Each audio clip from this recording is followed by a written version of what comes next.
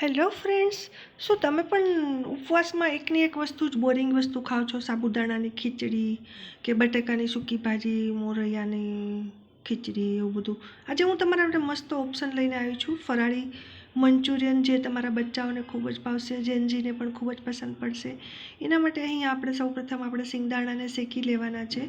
આપણે એટલા બધા નથી શેકવાના, સિંગ જેટલા થોડીક હવા ઉડી જાય અને ક્રન્ચી ટેસ્ટ એનો બરકરાર રહે ત્યાં સુધી આપણે એને શેકવાના છે. લો ફ્લેમ પર આપણે એને રાખવાના છે. રોટલીની જે તવી હોય છે એની ઉપર જ નોર્મલ. ત્યાર પછી અહીંયા મેં 3 મરચાં લીધા છે, મીડિયમ તીખા છે, બહુ મોળા પણ નથી લેવાના. અદરકનો એક ટુકડો લીધો છે, આદુનો, એને સમારી લેવાનો છે. અને અહીંયા બટેકા લીધા છે 500 ગ્રામ.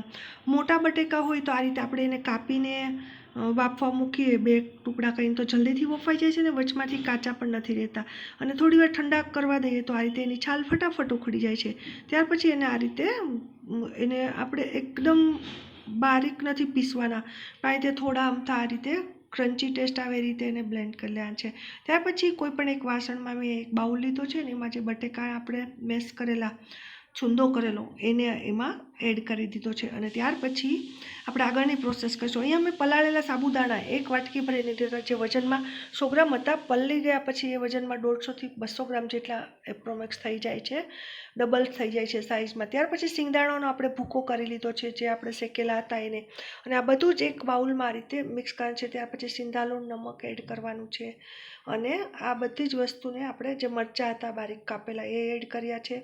અને ત્યાર પછી અદરકને આપણે છીણી લીધું છે, આદુને આ રીતે, જેથી એનો ટેસ્ટ સરસ આવે છે. તમે ઈચ્છો તો આદુ મરચાંની પેસ્ટ પણ કરી શકો છો. અને ત્યાર પછી આ બધી જ વસ્તુને આપણે સરસ રીતે મિક્સ કરી લેવાની છે. અહીંયા એ નાના બાઉલમાં આપણને ફાવતું નથી, એટલા માટે મેં મોટા વાસણમાં લઈ લીધું છે ટ્રાન્સફર કરીને.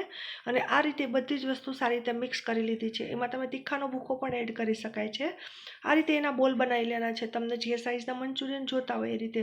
અને એક વસ્તુનું ધ્યાન રાખો, બોલ બનાવી લીધા પછી આપણે એને હવે સોસ, તેલ આપણે ગરમ કરવા મૂક્યું ત્યાં સુધી સોસની તૈયારી કરી. ટમેટાનો સોસ આપણે રેડી કરી લીધો છે, મિક્સરમાં ટમેટા પીસી લીધા છે. હવે આપણે એને મીડિયમ ફ્લેમ પર આ રીતે જે મંચુરિયન આપણે વાળેલા છે એને આપણે એડ કરી દે છે. અને સોસ બનાવવા માટે અહીંયા મેં કેપ્સિકમ છે એને આ રીતે પીસી લીધા છે. અને તીખી મરચી છે 1-2 એ કટ કરી લીધી છે. અને અદરક લીધું છે થોડું. અહીંયા તમે ફરાળી છે એટલા માટે આપણે ડુંગળી લસણ નથી નાખતા. હવે આપણે આ બધી વસ્તુ રેડી કરી છે. અને ત્યાં સુધીમાં આપણા જે બોલ બનાવેલા મંચુરિયન માટે એને આ રીતે ઉપર ઉપર આમ તેલ નાખવાથી જલ્દી સારા અને ક્રન્ચી થઈ જાય છે. આ રીતે એને ગોલ્ડન લાલાશ પડતા આ રીતે થાય ત્યાં સુધી આ રીતે એકદમ ક્રન્ચી અને સરસ મજાનો એનો અવાજ પણ આવે છે. હવે આપણે સોસ બનાવવા માટે જે મરચાં, કેપ્સિકમ અને તીખી મરચી હતી એને પહેલાં તેલમાં ઉકાળશું, ટમેટાની પ્યુરી એડ કરશું, અને સિંધાલુણ નમક એડ કર્યું છે, થોડું લીંબુ એડ કરીશું, અને અહીંયા કાળા મરીનો ભૂકો એડ કરી શકે છે. અને ત્યાર પછી આપણે જે તળેલા બોલ બનાવેલા મંચુરિયન હતા એને આપણે એમાં એડ કરી અને 3 થી 4 મિનિટ માટે પકવવાના છે. તો તૈયાર છે આપણું સરસ મજાનું ટમેટાના સોસવાળું આ રીતે હેલ્ધી મંચુરિયન, જે સ્વાદમાં ખૂબ જ ટેસ્ટી છે અને ફરાળી છે. ફ્રેન્ડ્સ, તમને મારી આ રેસીપી કેવી લાગી ચોક્કસથી કમેન્ટ કરીને કહેજો. અને ચેનલને સબસ્ક્રાઈબ કરવાનું ભૂલશો નહીં. ફરી એકવાર એક આવી જ આસાન રેસીપી સાથે મળીશું. Thank you so much.